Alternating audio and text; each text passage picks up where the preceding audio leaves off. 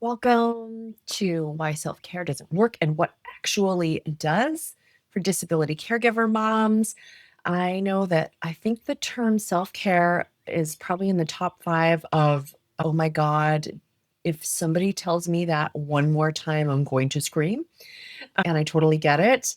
And this will hopefully help you understand why you have that response to it and makes you want to roll your eyes and actually know what is going to help you feel better, have more energy, and feel more alive, feel more joyful, feel more present in your life. I'm Kristen. I have three kids. My middle child has Down syndrome. He's almost 22. He isn't a child anymore. And I am a single mom. And I was for about 20 years. I was a speech and language pathologist, worked in EI and in preschool, and then went on to become a life coach. And I ended up becoming meditation certified and somatic practitioner certified, and it's just my wheelhouse. It's my jam. I absolutely love to support disability caregivers to not feel so burned out and start enjoying their lives more. So, is this you? Do you feel like you finally get that morning routine that you read about? It's all in place and you've been maybe doing it for a few days, for a couple weeks, and you're like, I'm starting to feel kind of good about this. And then all of a sudden, somebody gets sick, it's school vacation, whatever it might be, something happens to just blow it all up. Has that ever happened to you? And then you just feel like, I'm a failure. What's wrong with me? Do I not have enough motivation, or I'm not disciplined enough? Everybody out there seems to be able to do that, but why can't I? Or maybe you had a massage, or you got a pedicure, or you went out with your girlfriends and had a great meal. And then you get home and you feel, oh my God, I feel like it was like I didn't even go out. It's like I didn't even get a break. You just feel like, boom, you're like right back in it. Does that ever happen to you? How about maybe you're like, all right, I know I need to commit to self-care. I'm gonna line up the babysitter. I'm gonna whatever it might be. I've got so and so watching the kids, so I can go out and do this thing. And you got it all perfectly orchestrated, but you're kind of like exhausted before you even went because it took so much to make it happen. And then the plans fall apart. And you're just like, why bother? Why bother? I just feel stuck. It's not for me. When you feel like it's this carrot out there, oh, I need this self care, but it takes so much energy. It takes so much orchestration for me to make it happen that I just don't. Or I have it and then it falls apart and then I just feel forget it. Like I don't even want to try anymore because it's too frustrating when it doesn't work out. Does any of that sound familiar? I know all of those sound familiar to me from long ago. And I don't want to bash self-care because I love self-care and I think it totally has a place. There's nothing wrong inherently with self-care. It's just that it doesn't actually heal caregiver burnout. It's like they're two separate things. They're in two separate buckets. It's apples and oranges. Okay? And today I want to show you why it falls short so you don't have to beat yourself up about it anymore. Okay? And you can understand, oh, that makes sense. Now I know, I get now why that was not actually helping me to feel better. It wasn't something about me. It's a self-care problem. It's not a me problem. Okay? And then I want to show you what actually does get you on the healing path for your burnout. Okay. So, why self-care doesn't actually help burnout? First of all, it is just a band-aid. Okay? It's like hitting the pause button. All right? It just hits the pause button and doesn't actually get underneath what's fueling the burnout, right? It's just hitting a pause button. Yeah, it feels great in the moment. It feels good. But then you go back to your actual life, your caregiving life, and it just feels like nothing changed because nothing did change, right? You just hit pause. It's too surface. Okay. So that's number one. Self care is a band aid. Number two, self care, the way the gurus have you do it, it's like it lives outside of your own life. Okay. It's like it's out there. It's the pedicure, it's the yoga class, it's the thing out there. And it's not actually intertwined and woven into your actual life. And so that's why it doesn't work because you need something to support you in your actual unpredictable, sometimes messy, sometimes chaotic, sometimes really stressful life. Not something that you so do out somewhere else. Okay. Because that's not going to help you. It's just, it needs to be woven in, it needs to be part of your default mechanisms throughout your day. Okay. Number three, self care is no flex, no flexibility, right? It again, because it's something you're doing out there, or it needs to be orchestrated, right? It has no flexibility. You need something you can do in the bathroom for 30 seconds. You need something that you can do in a hospital room. You need something that you can do in a car while you're waiting at pickup or you're about to go into a stressful meeting. You need something that you can do in your kitchen while you're on the phone with the insurance company. It needs to be that flexible. They need to be tools and ways of being that you can actually weave into your life, not these things you go out and do. Okay. So, what does actually work? Sorry, very loud helicopter going over. I love this Tanzanian proverb called little by little becomes a lot. Okay. And we've been told that if we just make the time, we just carve out the time for the morning routine, the yoga class, the massage, the girls' night out, whatever it might be, if we just do self care, the self care will just somehow heal us in some way, right? It'll just fix the burnout. If we just do it, just go out and do it, and then it's going to kind of like magically fix it. But that doesn't, it's not how it works, right? We don't make change through these like a random chunks of time that have nothing to do with our actual life. Change happens really slowly. Sorry, the truth. Slowly, over time, in small, repeated moments. And we know that with our kids, right? You know that if they spend 4 hours in speech therapy straight, it's not going to help, right? But if they did 10 minutes 5 times a day for a week, that's going to make a difference, right? So we can see it with our kids, but it's the same for us, right? Totally the same for us. All right. So it's about the name of the game is change happens slowly over time in small repeated moments and practiced. Okay. This is a practice. It's not instant. Okay. I wish I could tell you it was. I wish I had the like 6 weeks to end your caregiver burnout. I wish I did, but that does not exist. And anybody who tells you it does, they are fibbing. Okay. So, what are the 3 essential ingredients? This is what I have learned over the past 20 plus years of what actually helps caregiver burnout. The first thing is you've got to put yourself back into the story. Okay. Caregiving, it erases you slowly but surely erases you from the story. And that happens for many reasons. I'm not going to get into that right now, but it's this slow erasure process. And you may find, oh, I had an hour to myself. I didn't even know what to do. Know what I liked, know what I like anymore. Or maybe you go out with friends and you're like, I feel no connection to them anymore because you've changed. It's not even about finding yourself again, right? Because that person's gone.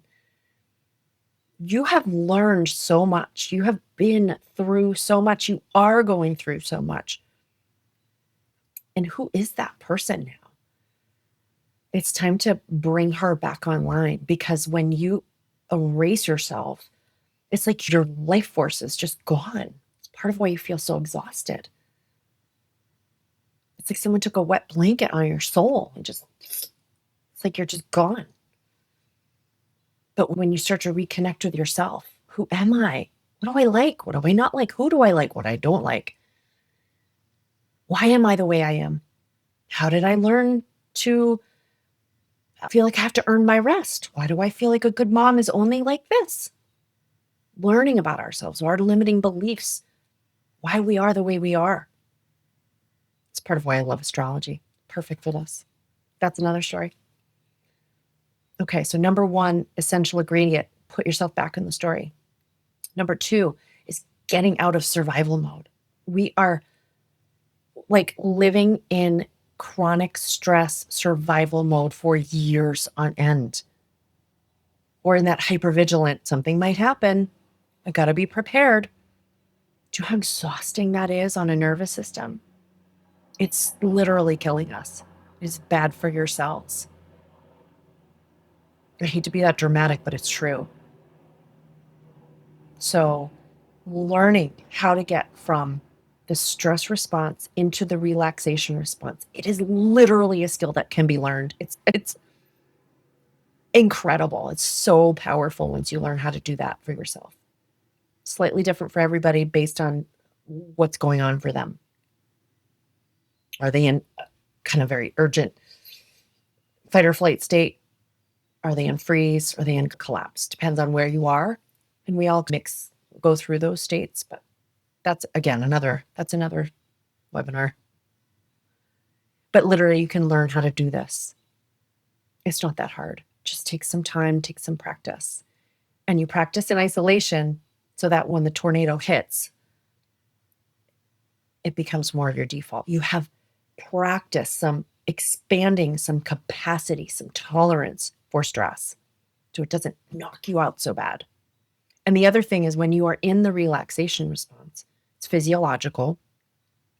You literally are turning on all the healing that your body naturally does. But it needs to be in the relaxation response. It doesn't do it in the stress response. Your stress response is made to get away from the lion. And then it's meant to stop. But for us, it keeps going because we need to manually turn it off. We need to learn, okay, that IEP meeting is over now. I am safe and I can relax now. And when you do that, you learn to turn the relaxation response on, and the rest and digest function of your nervous system goes on. This is where healing happens, where your cells repair, where you truly rest in a way that truly rejuvenates you, where you can actually sleep restfully. Your brain gets washed when you're sleeping. It's wild what the body does when we get ourselves out of chronic stress. So, number three, practical tools, strategies, ways to get more time and energy and ease into your life. Automations. I've been using AI to help with my mental load. Tremendous, life-saving. Anything helpful. I have a woman in my membership. She has, she calls them Sharkira and Clean Latifa, and they are her robot vacuum cleaners on each floor. She's magic. Just feels so supported. Helps me out so much. Little things like that. It's amazing what they can do. Hire help. Have somebody clean your house. Have somebody come and scoop the dog poop. You can hire people to do that. Hire someone to clean the whatever, do the lawn. Whatever would support you so that you can reduce your mental load and reduce your physical load. Essential. Those three things. Okay, so I am going to, let's try something. All right, we're just going to do a little nervous system regulation. Okay. Just for a few minutes, just to give you a taste of, and you may not feel anything different. And that's totally okay. All right. Sometimes it takes a little practice. All right. Just take a minute. Just going to take your hands out a little bit. Just get a little movement. Sometimes we need that before we can be still. Okay. And I just want you to look. You're going to look all around your space. So take your eyes off of the screen. You're going to look all around your space. Okay. Look behind you. Look down. Look up. Really move your eyes and notice, like, oh, I am in my space. I'm safe. I'm not in tunnel vision with a lion chasing me. I am safe right now. And I can see that. I can see that.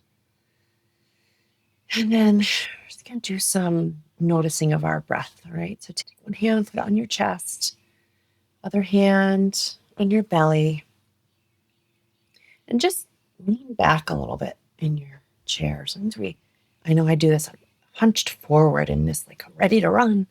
But just see if you can like, I just ease myself back a little bit, really be supported, allow myself to be supported. And just for a moment, just notice your breath. No need to do anything to your breath. We're just going to notice it, okay? No need to do anything special. Just take a few cycles of breath to notice. Your breath moving in and out of your body. And you can close your eyes if that feels right for you.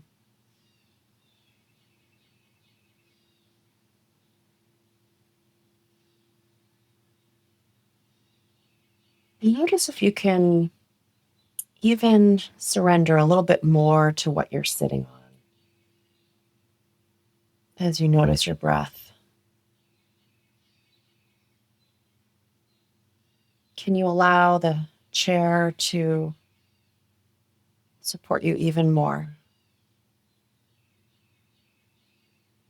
And can you trust your weight and yourself to the chair?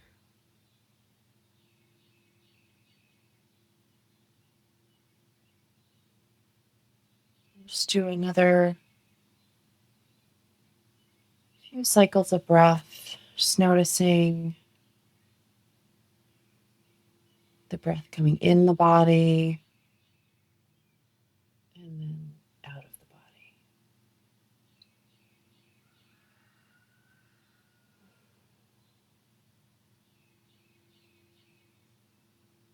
And then notice what happened to your body. Did you feel your shoulders drop a little bit?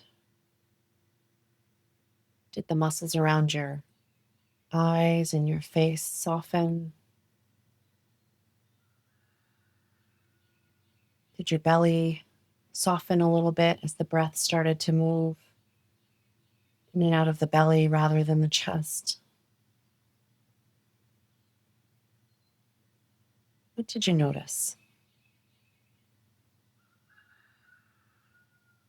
You can just slowly open your eyes. Oh, I feel different. I definitely noticed my shoulders drop. I feel just all the kind of muscles around my head just softened. My belly softened. And it is something I've practiced many times. And so now it just, all I have to do is just a moment of that. And I am there for me. It's available to me right away. So just give you a little flavor of what that can feel like. And that is your nervous system repairing right there. Okay.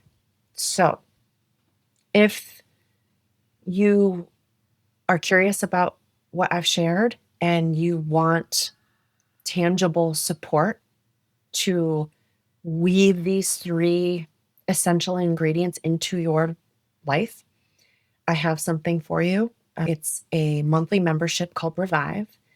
And it is really tangible, practical, doable support for those three ingredients I talked about: putting yourself back in the story, getting out of survival mode, and those practical ways to make your life easier, to get more time and energy.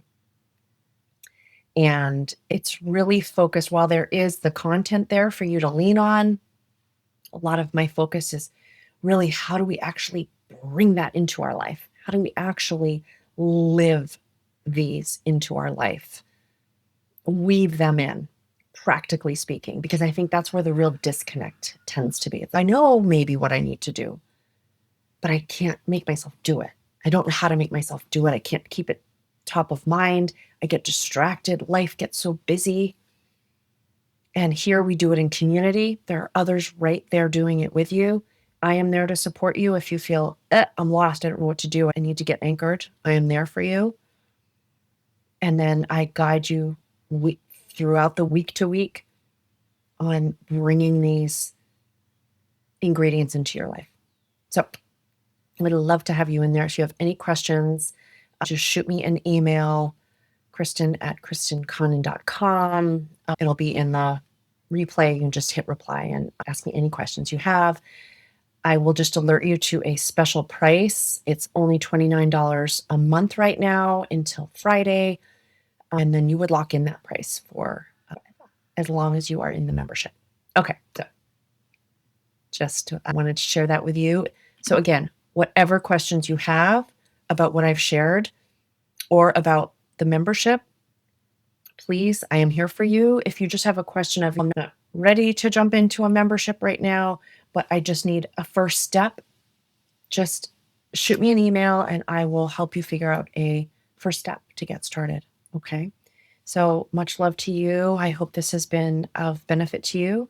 And again, I'm here if you have any questions.